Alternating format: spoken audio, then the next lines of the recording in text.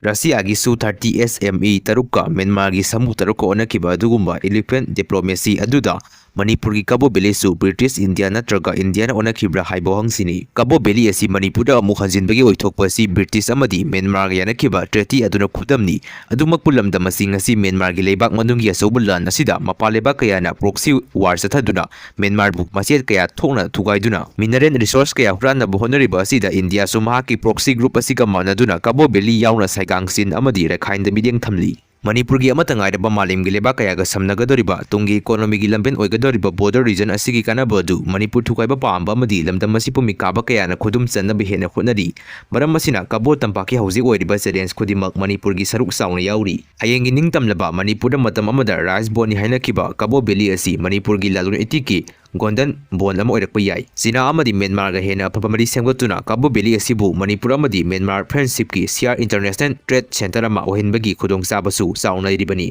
Teknopan border area da Assam Rifle Singa Cookie Singa Lamtu Sengdok Minabagi Sauram Pangtok Minabagi Mami Aba Makoigi Masen Mabagi Maria se Yamna se Kreda NIA gi Mayokta Cookie Singna Kongjang Sang Singa Dauri CSO Sing Punchin Drabadi Kongjang Amata Saruk Eroi Haina Kuman United Club Amadi Maira Pai Association KUCMA na akanba wapam thamkre Manipur gi irang karamba matam dalo singari haibagi sapsaba matam sentana pibangam loi haina hais ina kangalakre Fox Ukhrulda Oja mahalaga gari amadi sena singba singmunduna sienkiba na loken masin manawani phare Manipur haiba wahi khumjena balenga ki maikaidigi kangan ki balaiti haina chief secretary na amkho su sengdokre April tang manga da Cookie Sing attack tawkhibagi laman kumba oina konsaram khunda Cookie Sing sangba thingkre One Meite Organization WMO gi maikaidigi yamna maruiba post ama tawli madudi Manipur Film Forum na athubada mideng sanggadabani nganangi thawdo adu da khaba masana numitarani gi manungda soikhre langkhre aina miyam khangna sengdorakadabani amadi One Meite Organization da paw phaurakadabani aikoi gi nat ki sana bibu pangtholi artist sing WMO na tuminna leiroi